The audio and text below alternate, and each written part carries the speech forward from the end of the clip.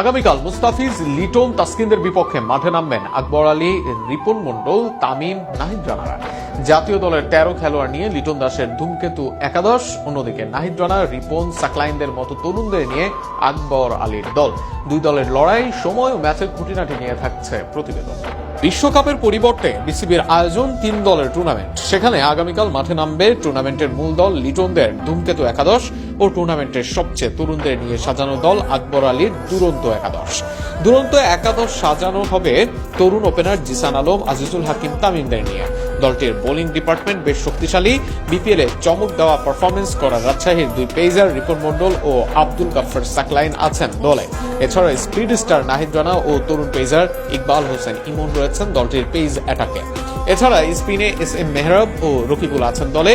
Robin, Javad, Mahidul ও আরিফুলের সাথে অধিনায়ক আকবর আলী আছেন দলটিতে।